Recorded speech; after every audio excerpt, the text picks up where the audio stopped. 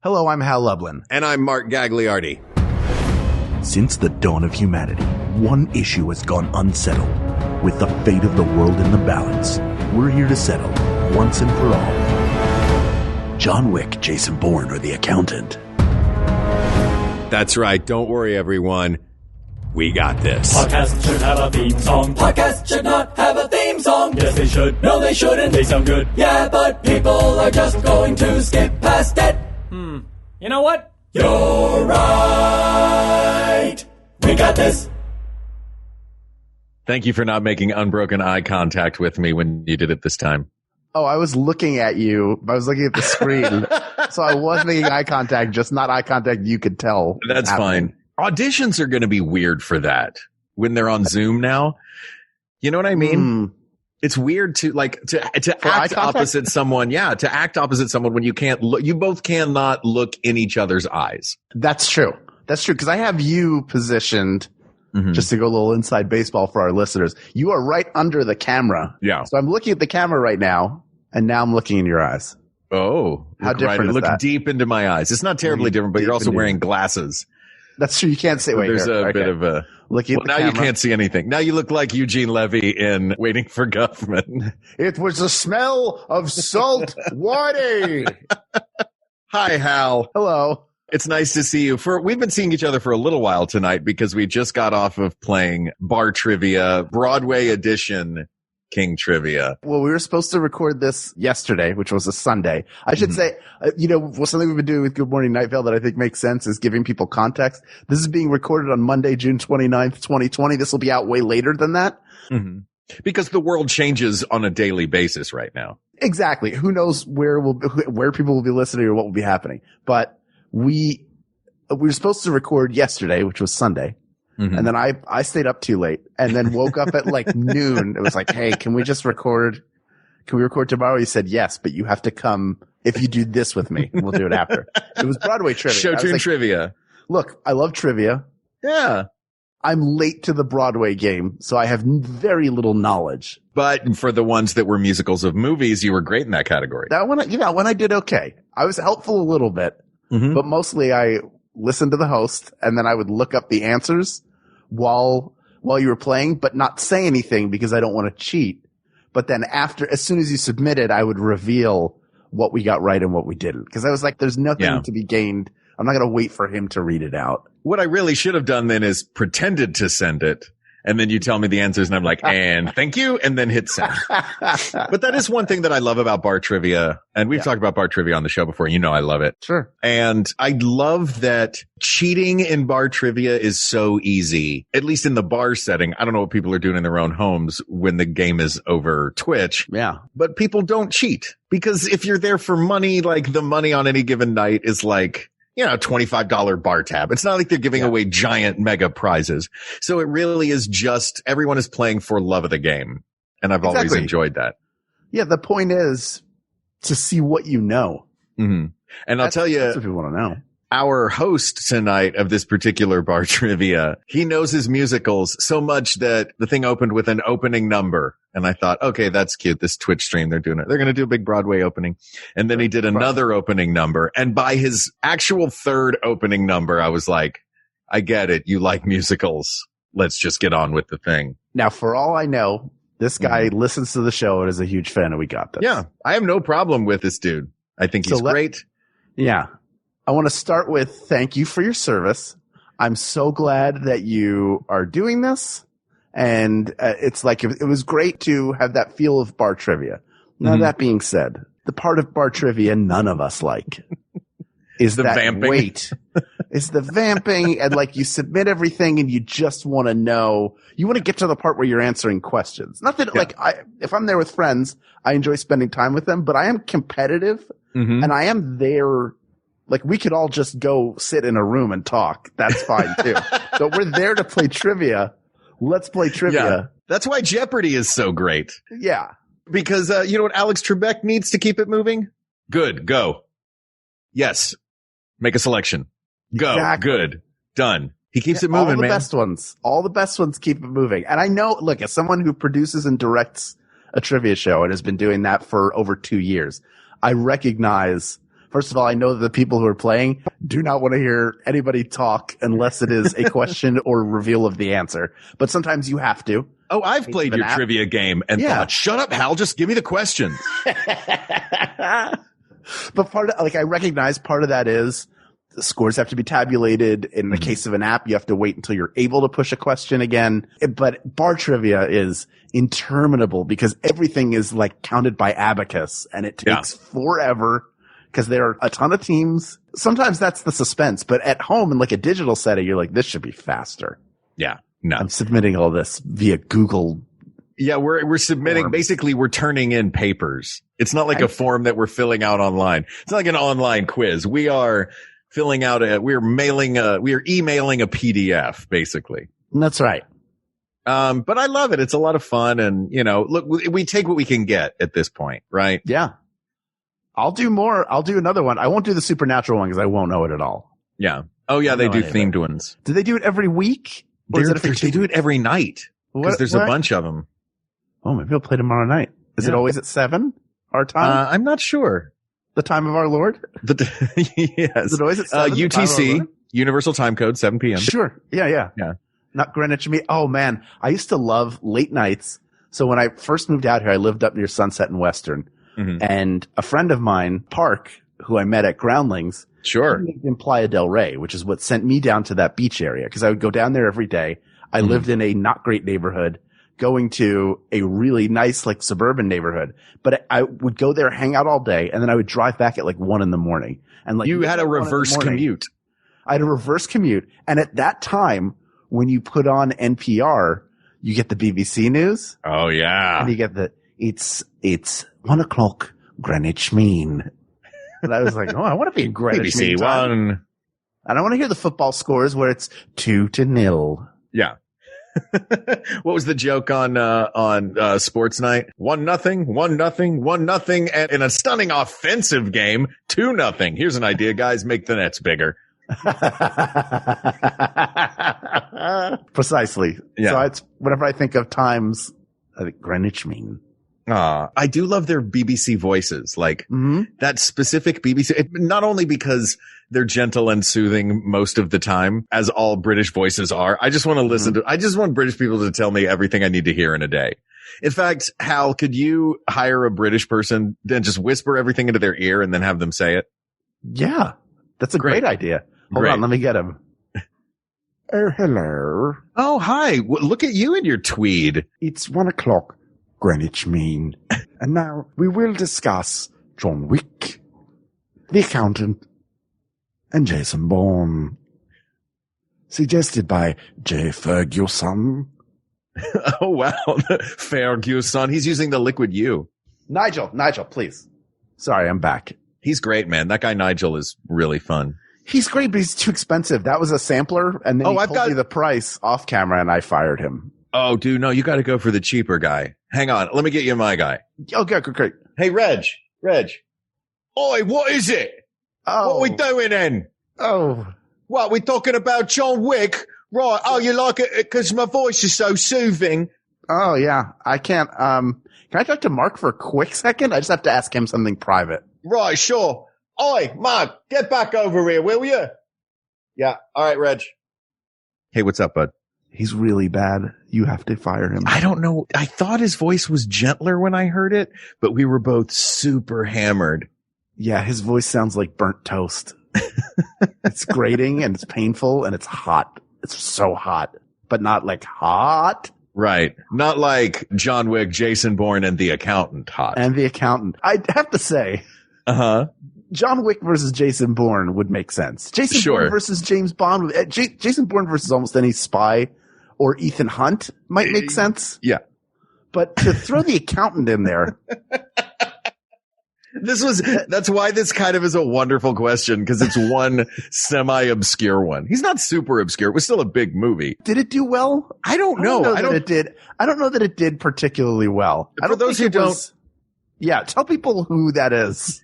For those who don't know the accountant was, can you find out if there was source material for it? I'm going to find out. Go ahead. The accountant was a 2016 film. Yes. Much in the same way that Matt Damon played Jason Bourne, his former partner, Ben Affleck, played his version of Jason Bourne, who is an autistic accountant with insane military skills that he acquired from his father and put into use as a private accountant / fixer for assorted baddies throughout the years. That said, it's very, very Jason Bourne, and it's kind of, you would think that it could be a pretty generic sort of lone man with a gun with insane skills action movie, but it's a really fun script. And his autism is an interesting take on it, because not only does it give him the skills to be an expert accountant, it gives him an interesting way of dealing with people in the movie, specifically Anna Kendrick, who plays opposite him. And also whatever his particular version of autism is, the plot sort of launches off from there with the fact that he can't leave anything left undone. That's right. And he's a math savant. That's part of what makes him such a good accountant. That's his deal. And because he can't leave anything unfinished, when everyone is saying, walk away, it's too deep, walk away. Of course, this guy is not going to walk away. He's going to go super deep in, and we're going to get 2 hours and 8 minutes of Matt Damon or of Ben Affleck. I'm going to do that a lot in this episode. Matt Damon shooting a lot of people point blank in the head with a silencer. That's right. Even though he has an airstream full of all sorts of guns, locked in a storage unit, he pretty much just shoots people in the head with a 9mm with a silencer on it. Constantly. Well, you don't need a sledgehammer when a screwdriver will do. This movie was not based on anything. It did make double what it cost. It cost about $44 million. It made about $86 million. Okay. Domestic, about $155 million worldwide. So it was not a money loser, but it was certainly not the beginning of a franchise. Right. The way Though they do set the story up in that way. Look, it could continue. Yeah. Ben Affleck also seems like, we were talking about this, I think the text conversation was interesting. Ben Affleck is one of those guys who I think gets, personal issues aside, of which there are many. Just looking at his career, I think the things that people call out as he's really bad are Gigli and Reindeer Games. Reindeer Games isn't terrible. Reindeer Games is just sort of run of the mill. Right. Gigli is awful. Yeah.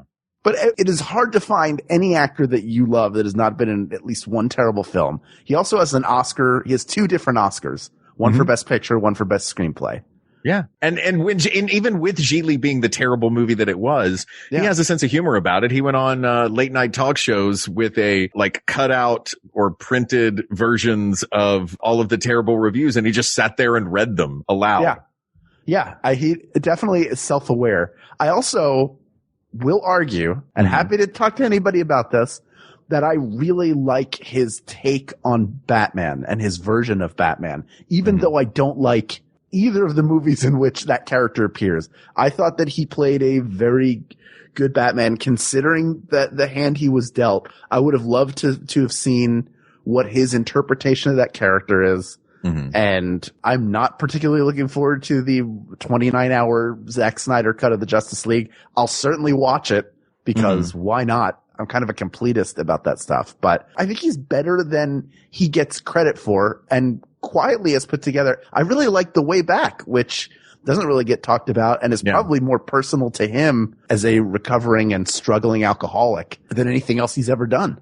I think you saying that he's done it quietly is an interesting way of putting it, because I think that might be part of his not getting as much street cred as he deserves, is because he's a brilliant writer, directed Argo brilliantly. I thought he's done a lot of great work as an actor. I don't think he's bad. I think he's a very good actor, but he is a very understated actor.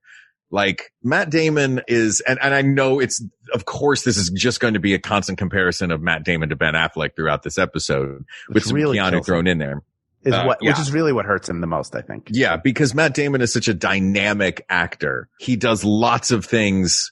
He's got emotional swings. I'm thinking now back to the very beginning when the first time I saw him in Courage Under Fire, when I was like, oh my God, who is this actor? He's amazing. Yeah. Ben Affleck's style is, he basically has one facial expression. He doesn't veer from, Matt Damon will go 1s and 10s.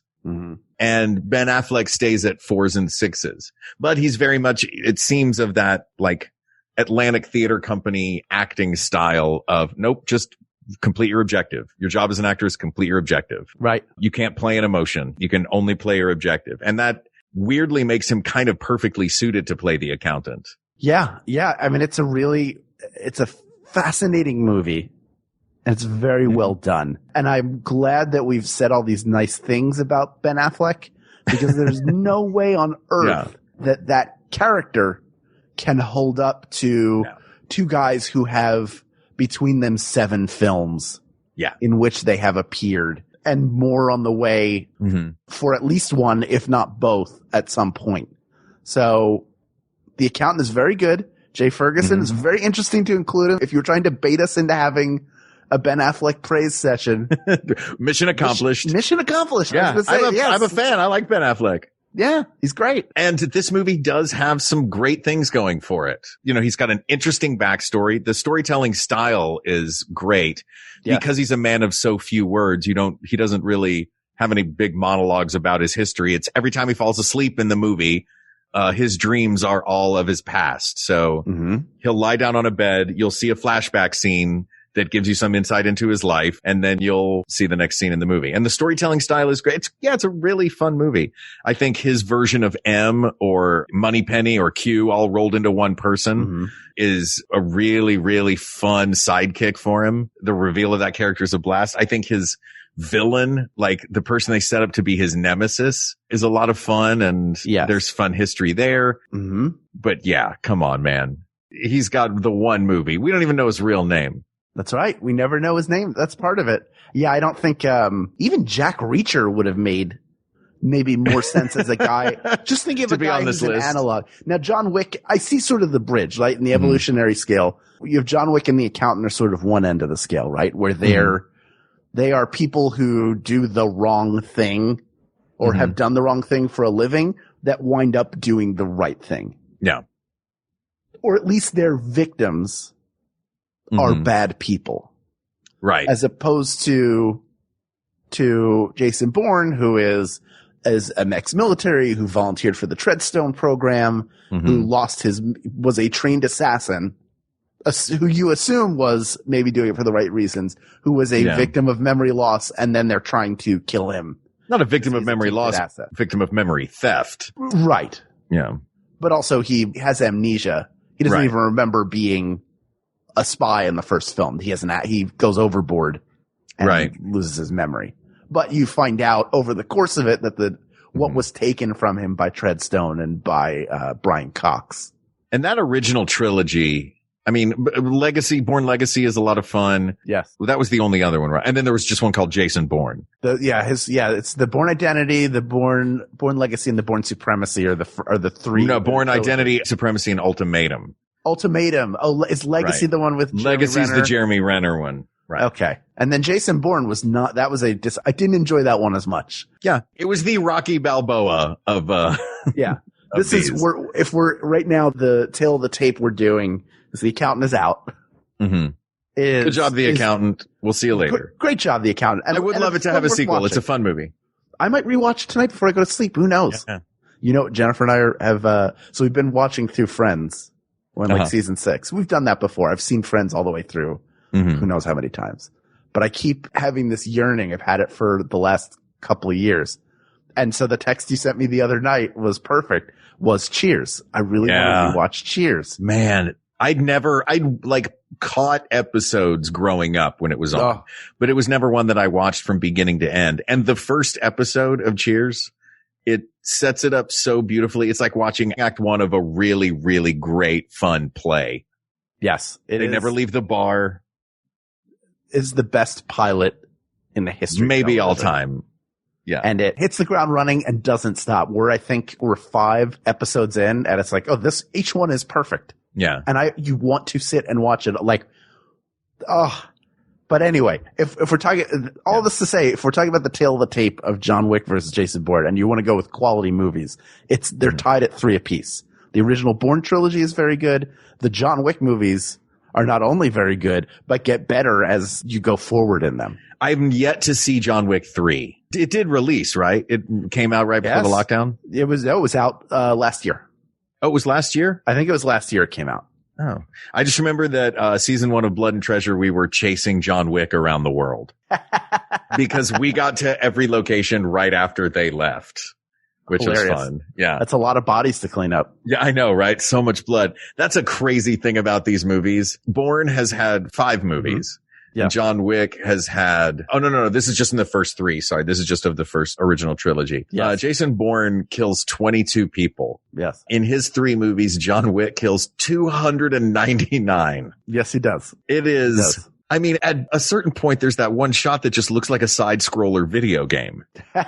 That crazy side scroller shot is absolutely brilliant. What's great about those movies is they are directed by the guy who was the stunt coordinator, or one of the stunt coordinators, I think, for The Matrix. So somebody that Keanu Reeves has known for a while. And Keanu Reeves is another guy.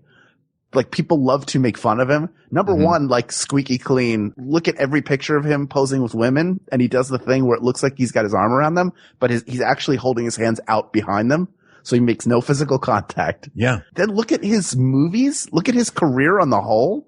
He's had a great career with a lot brilliant. of, like, it's no mistake how good all of his movies are. He has very few bad movies. Yeah, he's great. He's brilliant at picking the movies, and also he's excellent in them. Great cameo in Always Be My Maybe. Oh, one of my favorite all-time cameos. On Colbert, he had one of my favorite lines I've ever heard in response to a very difficult question. Do you remember this? Tell me. Colbert asked him, he said, "What do you think happens when we die?" And Keanu paused for a second, and his response was, "Those who love us miss us."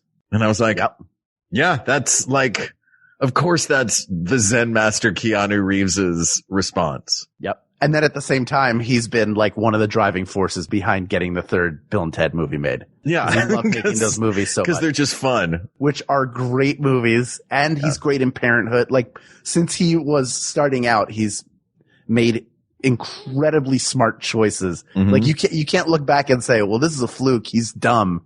He's obviously super intelligent. Dude did Hamlet in Canada. And he's great at what he does. Like, he knows what he does well and just, like, hits it hard. And he's so good at it. I'm blown away by him. On the other side, Matt Damon, not to take him out of it, what I love about Matt Damon as an actor, what I've always loved, and the reason why he stands out to me so much is everything he's doing as an audience member watching him makes sense and feels real, to the point where when you get a close up of him and he's just looking around a room, you can see like the wheels turning there's like an odd emotional logic to him. Yeah. That just attaches you to every single thing that he does, including that Farrelly Brothers movie, Stuck on You, which is like oddly rewatchable for as weird. Like, it is not their best movie by a long shot, but he and Greg Kinnear both, like, he's so good at it because he's so he can't help but be honest in every single thing that he does. And that pluses any role that he takes. That's part of what makes this movie so great. Well, Jason Bourne becomes such an like, John Wick is hard to identify with. He's an assassin. Yes. The way that the story has to get you to identify with John Wick is something that any human being would go postal on, and that's they kill his dog. Yes. Jason Bourne, like, in order to root for the character of John Wick in the first movie, the reason we care about him is something horrible has happened on screen. So we've been forced to root, not that we wouldn't root for Keanu Reeves, but this character, to root for this guy, something like that has to happen. For us to root for Jason Bourne, it's inherent from the beginning. It's his whole, I don't know where I am. I don't know what's happening. I am confused. I am helpless. Mm-hmm. And then, I have crazy skills, off and running. Yeah. Yeah. I think Matt Damon's a better actor than Keanu Reeves is. I think Keanu Reeves is a great actor, but I think Matt Damon's one of the all time. He actually, at work, we obviously sit and talk about movies a lot and favorite things and whatnot. And, my boss one day was talking about the movie Pearl Harbor and was not a fan of Josh Hartnett in that movie. And he said a phrase that made me laugh very hard, which was, yeah, man, I don't know about that Hartnett. Should have paid the extra and gotten Matt Damon. Like, the idea that Matt Damon is the luxury car So like now when I think of a bad performance or a performance that isn't quite as great in a movie that needed a great performance, I think should have sprung for Damon. Sometimes, first of all, Pearl Harbor I don't enjoy that movie. It's so on the nose. Yeah. But also in defense of Josh Hartnett, his movie, 40 Days, 40 Nights, where he gives up sex, he's really good at that. Yeah. Look, I don't want to Dude has skills. This is just a love fest on some actors, this whole episode. That's what I love about it. Let's talk about the stuff we love. Now, cause a lot of the, we talk about best, we all have opinions. Sure. I'm as guilty of it as anybody, but I like that we're talking about really 3 movie characters that we both like, which makes this a good topic. And now that we have it down to 2, what would be the criteria for selecting between them? Because they have different body counts. There's a different style to each movie, even though there are maybe some similarities that we can talk about. But how would you choose? I'd say we can look at criteria. I think that we can find criteria that go across, that we can compare and contrast. I think we can look at their liabilities and assets. I think we can look at who their enemies are in the movies and how they deal with them. I think the big one, though, is the liabilities and assets. Do you want to talk about signature action pieces? Here's my question. Are we trying to figure out which is the best film series, or are we talking about the character? I think we're talking about the character, but by extension, we're talking about the film series. True. So that's like the side-scrolling death assault of John Wick versus the insane jump from a second-story window or a third-story window to a second-story window of the opposite building of Jason Bourne. Yes. That's those movies doing 2 different things and not just those characters. Absolutely. But I think one is arguably the greatest camera work of a decade. You're talking about Bourne? Yeah. Or are you talking about what? That jump through the window when the cameraman follows him. Yeah. That's pretty great. I mean, that is for a Steadicam guy to run and be on cables and run and jump out a window following Matt Damon as he jumps into an adjacent window. It is spectacular, the stunt work in those movies. Okay. So yeah, I think we should look at stunt work. So it'll be stunt work. That's one. Assets and liabilities you can look at as the characters too. I mean, do you want to talk about their arcs as characters? Cause John Wick's not done yet. Yeah, John, it's tough because I haven't seen the third John Wick movie. I've only seen the first 2. Well, the third one has what I think will win. All right. So here's my impression when we talk about action sequences is that in the Bourne films, they're all very good. I don't know that I could say off the top of my head that they build. Like if you thought 1 was crazy, 2 gets even more insane. And then 3 gets more. It doesn't, I would either say suffer or utilize that Mission Impossible trope where, all right, this time he's doing this. Now he's going to hang out of a moving plane. Now he's going to climb the Burj Khalifa. Like doesn't have that. John Wick. And I think it's somewhat a logical progression because the first one is insane. Then the second one is, all right, now you're already used to a world where insane things happen. We're going to kick it up a level. Right. Then by the time you get to 3, and this is in the first, I think 15, 20 minutes of the movie. He has a fight in a stable where he's using the horses as weapons. By like slapping on the back so that they kick people. Like there is horse riding, but there's a lot of like, I'm going to hide behind the horse. I'm going to use it to kick you. Then I'm going to make him turn around and kick you.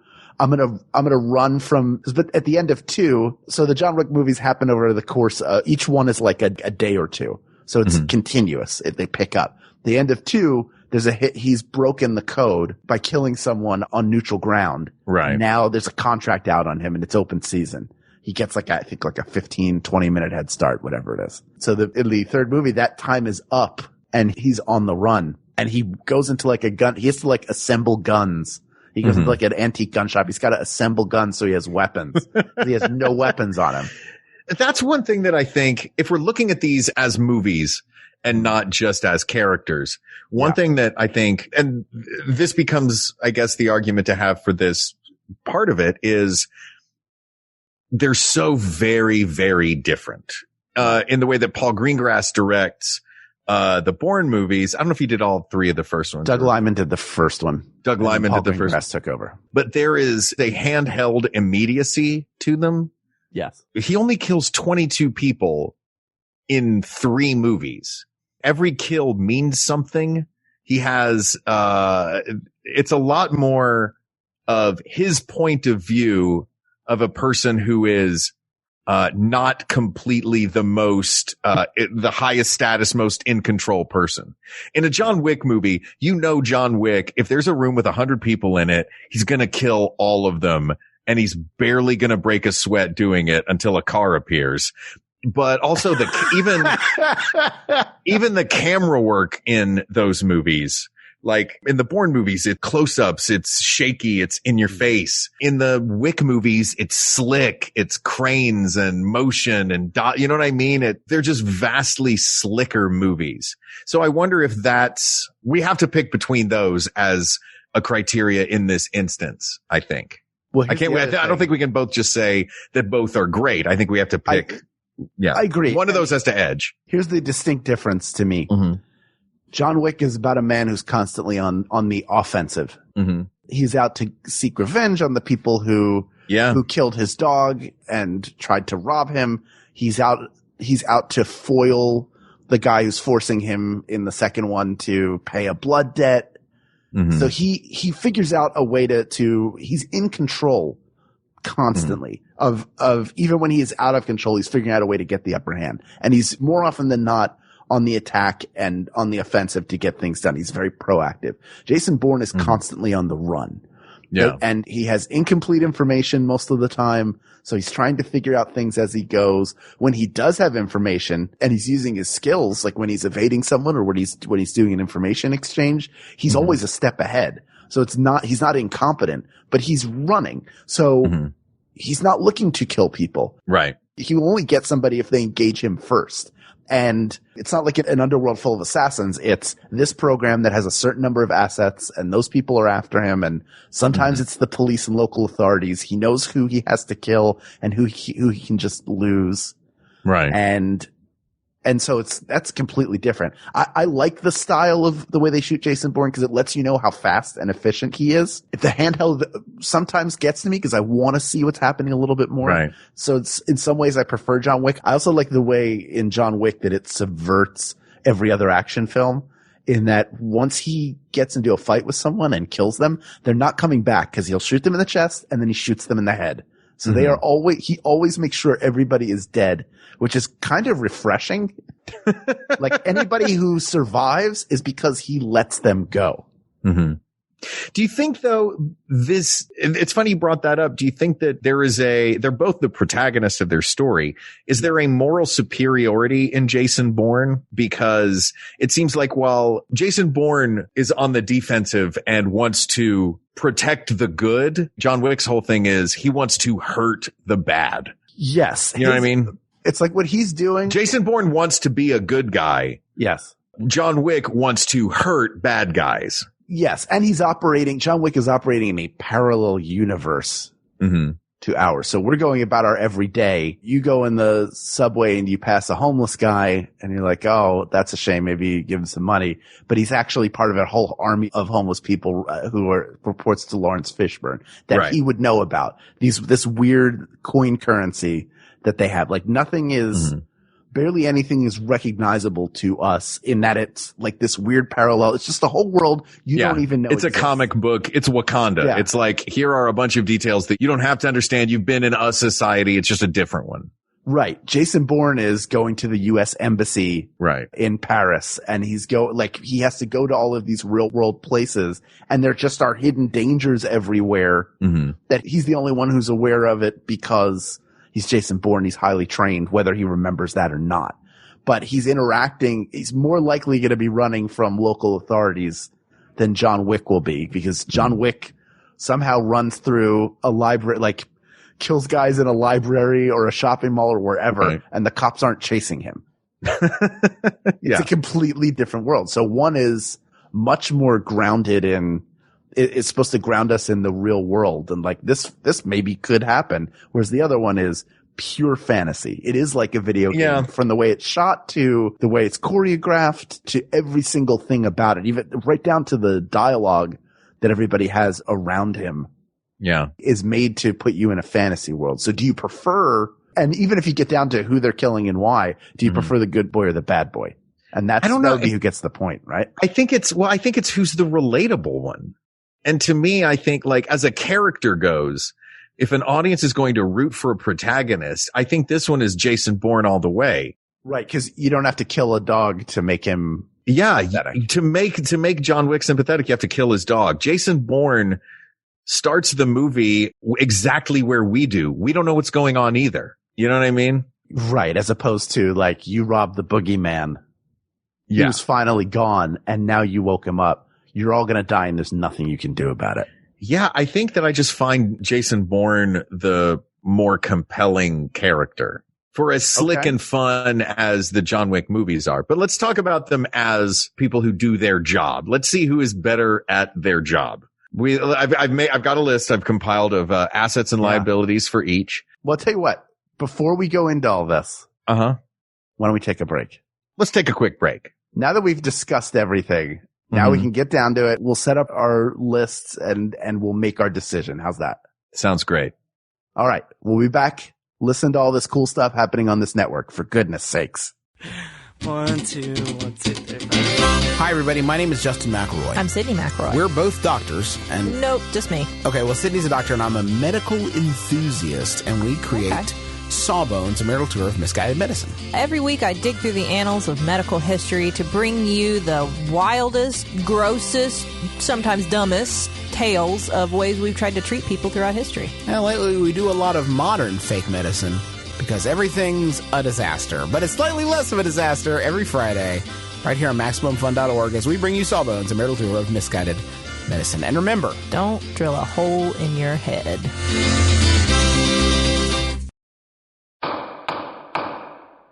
Judge John Hodgman ruled in my favor. Judge John Hodgman ruled in my friend's favor. Judge John Hodgman ruled in my favor.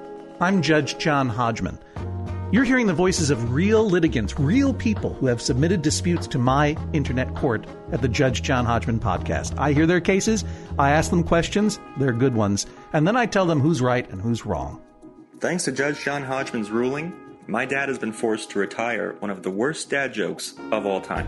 Instead of cutting his own hair with a Flowbee, my husband has his hair cut professionally. I have to join a community theater group. And my wife has stopped bringing home wild animals.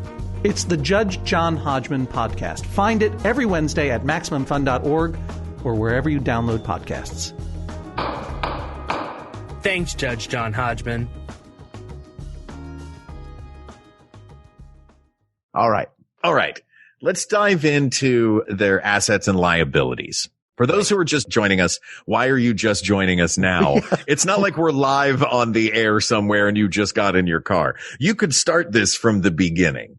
But also congratulations on starting this podcast and then scrubbing along the timeline to the exact point where we came back from a break. Yeah, well done. Because we don't do it at the same time often. It's not like we're not looking at a timer here. I just looked up at the clock and was like, oh, we've been going for a while, so we should take a break. Yeah. It's not like when I'm watching Jeopardy at home and I know that as soon as they go to that first commercial, if I fast forward to 15 minutes, then I'm exactly at the point where they start asking the answers again.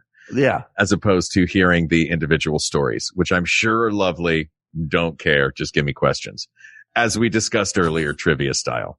Sure. All right. Jason Bourne. Let's talk about his assets. Okay. He knows a bunch of languages. He has many different identities. Mm-hmm. He is well-versed and brilliant in hand-to-hand combat. He can use any weapons or tech and always seems to know exactly what to do with them.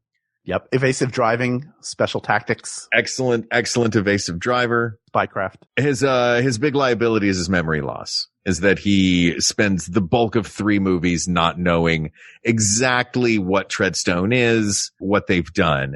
Mm-hmm. It is a little bit of a cheat because Jason Bourne did get many of his skills through Treadstone, through that program. Right. Almost Captain America Super Soldier Serum style. Mm-hmm. Which is my favorite Red Hot Chili Peppers album. And yeah, that is Jason Bourne in a nutshell. Now, I'm just going through these and then we can break it down a little further. Let's talk about John Wick's assets. He is also incredibly proficient in hand-to-hand combat, particularly groin kicks and neck breaks. A lot of groin kicks and neck breaks. But his main thing is he is a crack shot He is great with any and all guns. He is lightning fast with them and impossibly precise. Yes. And his body count is just through the roof in these movies. Yeah. His one liability is, as pointed out many times on the internet in researching this, and it made me laugh every time I thought about it. His main liability is he does not hear cars. He keeps he's like Wile E. Coyote. If he's looking to the left of the frame, from the right of the frame, a car is going to come in and plow into him. In his defense, it's heavily raining most of the time. And that's true. It's harder to hear a car, and they might be driving Priuses, which are notoriously difficult to hear. Did they ever add that sound effect? There was actually, I thought it was actually kind of a pretty great idea. There was a group of hearing impaired advocates that wanted Priuses to add some sort of external sound, because I hadn't thought about this. Like, yeah, so much of your life is avoiding cars by hearing them. And those whisper quiet Priuses, man, you could step into a street. Yeah. I'm curious. I wonder if that ever.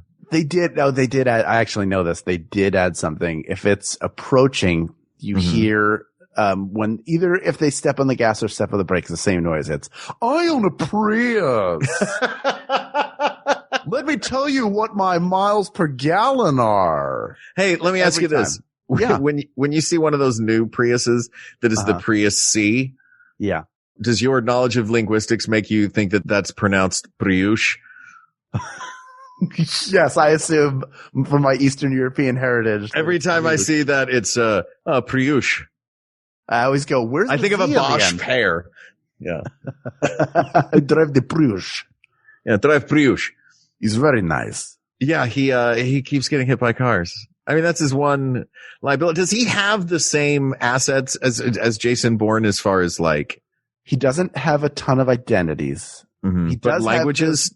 Yes, he can speak a bunch of languages. He has he has all those coins. Right. That are stacked around. He also has connections.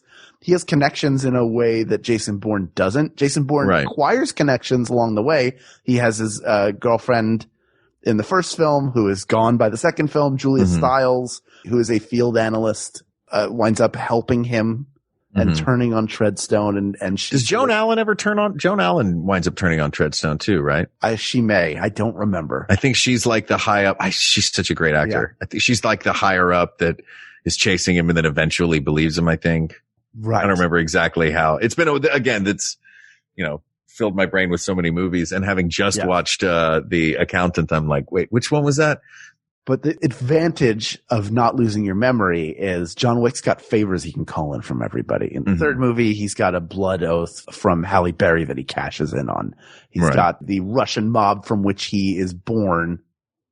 He can go to them and get a favor. He's got the people at the hotel who will help him. He's built, just from his reputation alone, he's got tools in the field available to him. Now, a lot of that goes out the window in 3 because because they put the hit out on him. Yeah. He's betrayed the law. But even then, he still finds pockets where people will help him, where they have to help him. So I don't know. The more we talk about this, it really does seem like I went into this thinking, it was a little more 50-50. Right. But the more we talk about this, it really is dawning on me that the Bourne movies are about a fundamentally good man who has to use his skills and his wits and his many, many assets to defeat the bad guys to save the world. And John Wick is, again, about a very adept person at his job, but it's about a bad guy who was born into the mob, turns good, and then cashes in a bunch of favors and needs help a lot more. And also, it's not necessarily that he turns good. He is the hero of the story. Neutral. He's also an anti-hero. All he wants is to be left alone. He's retired. He's not good. He's at best neutral. He's left the world that he was in. Who knows the unspeakable things that he did for his work? Whatever it was terrible enough that he had to get out, and he just didn't want to be a part of it anymore. And also, whatever it was not forced upon him by Treadstone. He did it of his own free will. Well, he was born into it. Sure. Treadstone was more elective, even if Jason Bourne was lied to get him into the program initially, or he was led on to come into it, and it was different than what he expected. He was elective. He wasn't born into it and then had to find his way out. So there's something to that too, right? Yeah. That idea that he was born into this horrible world, just became the best at it, and then decided to leave, was happy to never be involved again, and then got pulled back in. And that set up a series of events. You know, you get robbed at random, you go kill the guys who did it. That sparks the attention of somebody who you owe a debt to. And then you're trying to figure that out the whole time. And then you are driven to do something that you know you shouldn't do. And it completely sets up, you bring this entire system you were born into against you. And then you are on the run, but you're trained to kill. So that's what you do. You're not on the job anymore. You're trying to save yourself. And he's a very good dog owner. He is a very good dog owner. But I keep coming back to, for us to root for John Wick, they have to kill his dog. You know what I mean? This feels like a very good team made it to the national championship, but they were playing against an undefeated Alabama. That's interesting. I think there's no contest. I think it's Jason Bourne.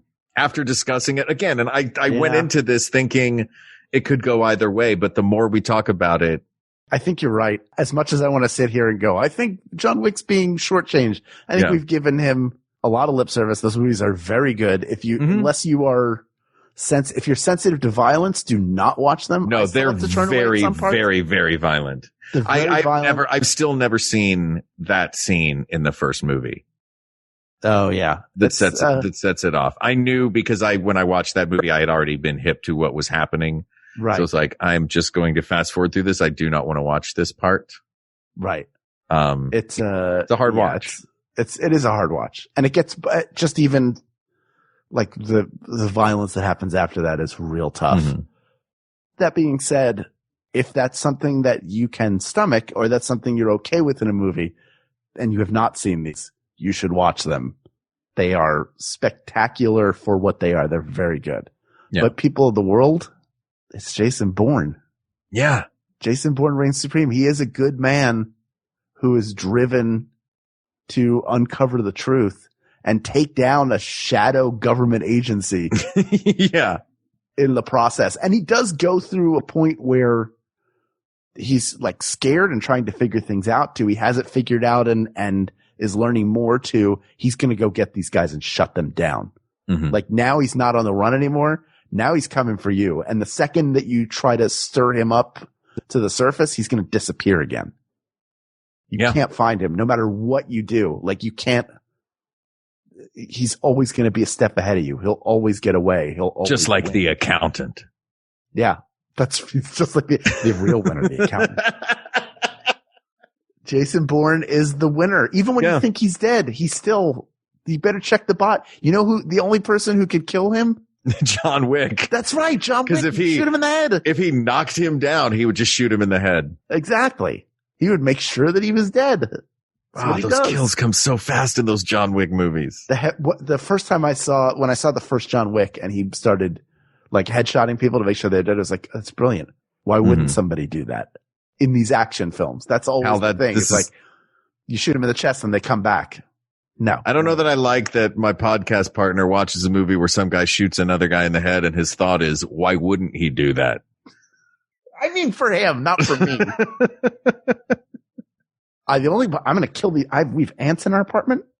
Go get your silenced 9mm. It's from another apartment, but I have the ant trap. They're not coming to spray for another week. Oh. And I called about it 2 weeks ago. They come once a month, but I'm watching these ants. Is it from the other apartment? It's from other apartments. Like I called, this was like a couple of months ago when this quarantine started. And Hal, are you still cleaning your counters with honey? Yeah, but that's just to make them sticky. But we had ants and then they went away I sprayed with like vinegar, like just natural. I got these traps. And at the time we were like, we don't want anybody coming in here to spray. Like, let's just keep people out of the apartment. We'll figure it out. And then they kind of went away on their own.